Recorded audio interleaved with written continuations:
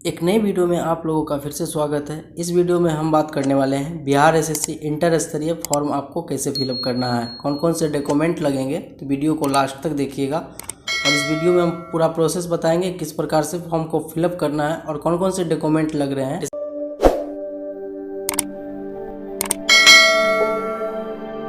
Description में दिए गए लिंक पर जैसे आप क्लिक कीजिएगा तो आप इस पोर्टल पर रिडायरेक्ट हो जाइएगा और आपके सामने ऑनलाइन सर्विस का ऑप्शन दिख रहा है और इसी में आपको नीचे में दिख रहा है रजिस्ट्रेशन का ऑप्शन। आप इस पर क्लिक कीजिएगा और जैसे आप इस पर क्लिक कीजिएगा तो आपके सामने एक फॉर्म खुल के आएगा जो आप 20 मिनट का आपको समय दिया गया, आपको 20 मिनट के अंदर इसको भरना है। अगर 20 मिनट से अधिक होता है तो ये पीरियड एक्सपायर हो जाएगा, आपको फिर से नया टैब खोलना होगा। तो सबसे पहले आपको अपना नाम डालना है, 10th के सर्टिफिकेट के अनुकूल आपको अपना नाम डालना होगा। आप यहाँ अपना नाम डालिएगा और जो भी आपका डिटेल्स है सही बिल्कुल अपने सर्टिफिकेट के अनुकूल इसमें एंटर कीजिएगा। आप अपना नाम डालने के बाद नेक्स्ट ऑप्शन में पहुँचिएगा तो आपको जेंडर सेलेक्ट करना होता है। फिर आप जेंडर सेलेक्ट करने के बाद डोमिसाइल ऑफ बिहार स्टेट हैं तो यस कीजिएगा और अगर बिहार से बाहर के हैं तो नो कीजिएगा। अगर आप बिहार से बाहर के हैं तो आप जनरल में काउंट किए जाएंगे और अगर आप बिहार के हैं तो आप अपना कैटेगरी सेलेक्ट कर लीजिएगा। अगर आप ईबीसी या बीसी में से कोई सेलेक्ट करते हैं तो आपको एनसीएल देने होंगे और एससी एसटी में से कोई सेलेक्ट करते हैं तो कास्ट सर्टिफिकेट देने होंगे। फिर आप नॉन क्रिमिलेयर सर्टिफिकेट वाले ऑप्शन में आइएगा तो यहाँ पर पूछा जा रहा है क्या आप क्रिमिलेयर रहित से संबंधित हैं, तो आपको यस करना है। इसमें सभी को जो है यस ही करना होता है। जिनका अगर क्रिमिलेयर में आते होंगे तो आप उसको नो कर दीजिएगा और जो नॉन क्रिमिलेयर में आते होंगे यस कीजिएगा। ऐसे जनरली स्टूडेंट इसको यस करेंगे। फिर आपको पूछा जा रहा है क्या आप दिव्यांग हैं, तो आप अगर हैं तो यस कीजिएगा और नहीं हैं तो नो कीजिएगा। अगर आप यस करते हैं तो आपको ये बताना होगा कि परमानेंट डिसेबिलिटी है आप में या टेम्परेरी है, तो आपको दोनों में से जो ऑप्शन आपका होगा वो सिलेक्ट कीजिएगा। फिर नेक्स्ट आप जब पहुंचिएगा तो एक सर्विसमैन का ऑप्शन दिया गया है, आप इसमें से कोई भी सिलेक्ट कीजिएगा, जो आप होंगे उसी के अनुकूल कीजिएगा। अगर आप एक सर्विसमैन हैं तो यस कीजिएगा। फिर आप अपना डिटेल्स यहाँ नीचे में एंटर कीजिएगा, डेट और ईयर जिसमें पूछा गया है। फिर आप नेक्स्ट आप आइएगा तो बिहार सरकार की नौकरी से संविदा कर्मचारी के रूप में आप अगर काम किए हैं तो यस कीजिएगा और अगर आप संविदा कर्मचारी के रूप में काम नहीं किए हैं तो आप नो कीजिएगा। फिर आप बिहार सरकार के संविदा सेवा कब से दिए हैं, अगर आप यस कीजिएगा तो आपको ये डिटेल्स देना होगा कब से कब तक किए हैं। फिर आप नेक्स्ट ऑप्शन में पहुँचते हैं तो इसमें आपसे पूछा जा रहा है क्या आप बिहार सरकार के कर्मचारी हैं जो 3 साल तक नियमित और रेगुलर सेवा दिए हैं। अगर आप दिए हैं तो आप इस वाले ऑप्शन को ध्यानपूर्वक पढ़िएगा और फिर आप अगर 3 साल तक बिहार सरकार को सरकारी सेवा दिए हैं तो यस कीजिएगा, अन्यथा आप नो कीजिएगा। फिर आपसे पूछा जा रहा है कि इंटर लेवल का जो ये फॉर्म आया हुआ है क्या आप इससे पहले भी कभी भरे हैं या आपका ये फर्स्ट टाइम है। अगर आपका ये फर्स्ट टाइम है तो फर्स्ट वाले ऑप्शन को सिलेक्ट कीजिएगा और इससे पहले भी अगर आप फिलअप किए हैं तो आप इसको 2 नंबर का सिलेक्ट कीजिएगा। क्योंकि इंटर लेवल का ये सेकेंड वाले हैं तो जो 2014 वाले फॉर्म भरे होंगे तो आप यहाँ पर दूसरा नंबर सेलेक्ट कीजिएगा और नहीं भरे होंगे आपका ये फर्स्ट होगा तो फर्स्ट सेलेक्ट कीजिएगा। फिर मोबाइल नंबर डालिएगा, कन्फर्मेशन मोबाइल नंबर, फिर ईमेल आईडी आपको देना है, फिर कन्फर्मेशन ईमेल आईडी डालना होगा। फिर आप अपना डेट ऑफ बर्थ दीजिएगा, जो आपका 10th का सर्टिफिकेट में है उसी के अनुकूल देना है डेट ऑफ बर्थ। यहाँ पर आपके सामने कैलेंडर खुलेगा और इसी प्रकार से आप अपना डेट ऑफ बर्थ एंटर कर दीजिएगा। फिर नेक्स्ट ऑप्शन में पहुँचिएगा तो आपसे पूछा जा रहा है क्या कैप्चा जो स्क्रीन पर दिख रहा है आपको इसी को डालना है और सेव एंड कंटिन्यू वाले बटन पर क्लिक करना है।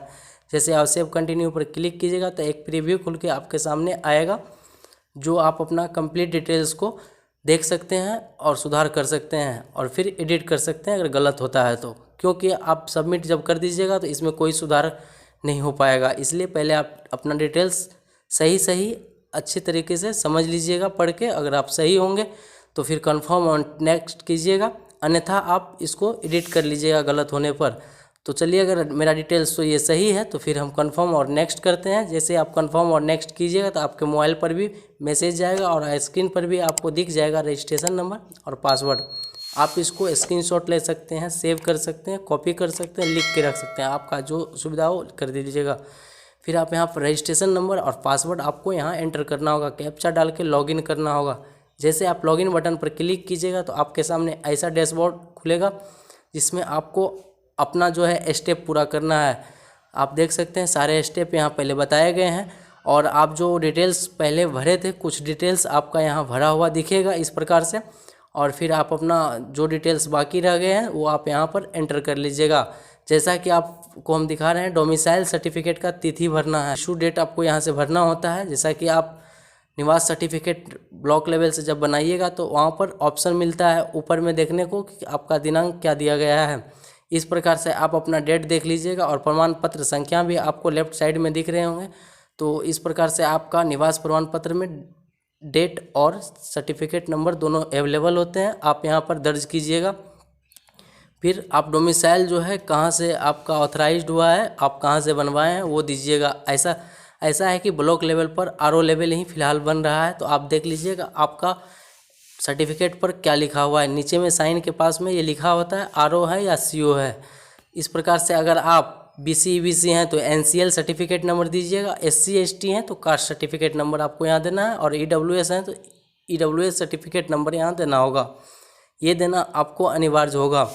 फिर आप नेक्स्ट ऑप्शन में आइएगा तो एनसीएल या कास्ट सर्टिफिकेट का जो इशू डेट है आप यहाँ से कैलेंडर से सेलेक्ट कीजिएगा। फिर प्रमाण पत्र जारी करने वाले प्राधिकार का जो है सेलेक्ट कीजिएगा। जैसे कि आरओ लेवल से फ़िलहाल अभी बनता है बिहार में, तो आप आरओ लेवल सेलेक्ट कीजिएगा। फिर फ्रीडम फाइटर हैं तो यस कीजिएगा, और नहीं है अगर आपके घर में कोई तो आप नो कीजिएगा। फिर जैसे आप नेक्स्ट आइएगा तो आपसे पूछा जा रहा है नेशनलिटी आपका क्या होगा, तो नेशनलिटी वाले ऑप्शन में आप इंडियन कीजिएगा, और आपके पास आधार कार्ड है तो यस कीजिएगा, अन्यथा आप नो करके भी कोई और आईडी प्रूफ यहाँ से एंटर कर सकते हैं। जो भी आप आईडी प्रूफ सेलेक्ट कीजिएगा आपको उसका नंबर एंटर करना पड़ेगा यहाँ पर। तो फिर आप नेक्स्ट ऑप्शन आइएगा तो उम्मीदवार का जो है आइडेंटिफिकेशन मार्क देना होगा, जैसे कि कट मार्क, मोल मार्क, सब जो भी होगा आपका वो यहाँ आप अपना एंटर कीजिएगा। इस प्रकार से आप जो है नेक्स्ट वाले ऑप्शन में पहुंचिएगा, जिसमें आपको ये पूछा जा रहा है क्या आपको कभी किसी प्रतियोगिता परीक्षा से निष्कासित किया गया है या प्रतिबंधित किया गया है। तो आप यहाँ पर अगर प्रतिबंधित हैं तो यस कीजिएगा, और नहीं है तो इसको नो कीजिएगा। ऐसे आपको जनरली इसमें नो ही करना है सभी को, क्योंकि प्रतिबंधित तो लगभग कोई नए होते हैं और कोई होते हैं तो वो फॉर्म भरने आएंगे नहीं, तो इसलिए आपको नो ही करना है। फिर आप अपना यहाँ से पूरा एड्रेस भरिएगा, जो कि पत्राचार का पता है, और परमानेंट पता आपको राइट साइड में दिखेगा। तो आप चाहे तो दोनों में सेम एड्रेस दे सकते हैं, घर का एड्रेस ही दे सकते हैं दोनों में, या नहीं तो आप जहाँ रह रहे हैं वर्तमान पता आप लेफ्ट में दीजिएगा, और राइट में आपका परमानेंट, जिस नाम से आपका आवासीय एड्रेस पर है, जिस एड्रेस पर आपका आवासीय है वो एड्रेस आपको एंटर करना है राइट साइड में। अन्यथा आप दोनों साइड में अपना घर का पता दे सकते हैं। इस प्रकार से जो है आपका ये डिटेल्स कंप्लीट हो जाएगा। और फिर आप अगर सेम एज में मार्क कीजिएगा तो आपका राइट साइड में भी सेम डिटेल्स हो जाएगा। इस प्रकार से आप जो है सही डिटेल्स आप अपना फॉर्म में भरिएगा, ध्यानपूर्वक भरिएगा, घबरा के भरने की ज़रूरत नहीं है। फिर आप सबमिट बटन पर जैसे क्लिक कीजिएगा तो आपका स्टेप 1 कंप्लीट हो चुका है। फिर आप नेक्स्ट ऑप्शन में आइएगा तो प्रोसीड फॉर पेमेंट के लिए ऑप्शन आया है, आप यहाँ पर पेमेंट वाले ऑप्शन में आइएगा। आपके सामने 2 गेटवे दिख रहे हैं, ICICI बैंक और SBI बैंक, तो आप दोनों में से कोई भी गेटवे सेलेक्ट कर सकते हैं, आप दोनों से पेमेंट कर सकते हैं। तो आप SBI जैसे सेलेक्ट किए तो प्रोसीड ऑनलाइन पेमेंट कीजिएगा, दोनों में से आप कोई भी सेलेक्ट कर सकते हैं, इसमें कन्फ्यूज होने की कोई आवश्यकता नहीं है। फिर आप जैसे थोड़ा सा वेट कीजिएगा तो आपके सामने इस सारे डेबिट कार्ड के ऑप्शन, क्रेडिट कार्ड के option, internet banking, UPI option दिखेंगे। UPI से भी आप पेमेंट कर सकते हैं, जैसे कि UPI वाले ऑप्शन पर सेलेक्ट कीजिएगा तो आप यहाँ पे नो पर जैसे क्लिक कीजिएगा तो आपके सामने QR कोड दिखेगा, या आप उसके लेफ्ट में तो आप ये डाल के कर सकते हैं, VPN नंबर डाल के कर सकते हैं। तो इस प्रकार से QR कोड को किसी भी मोबाइल से स्कैन कीजिएगा, UPI वाले स्कैन से, तो ये पेमेंट कंप्लीट हो जाएगा। फिर आप सेकेंड ऑप्शन भी आपका कंप्लीट हुआ, और थर्ड वाले में आप देखिएगा एजुकेशन डिटेल्स आपको भरने होंगे। और एजुकेशन डिटेल्स में आपको सबसे पहले पूछा जा रहा है कि मैट्रिकुलेशन आपको भरना है, मैट्रिक का आपका विषय क्या था। तो आप यहाँ पर सारे विषय का नाम लिख सकते हैं, अन्यथा आप ऑल करके भी भर सकते हैं फॉर्म को, कोई इशू नहीं है इसमें।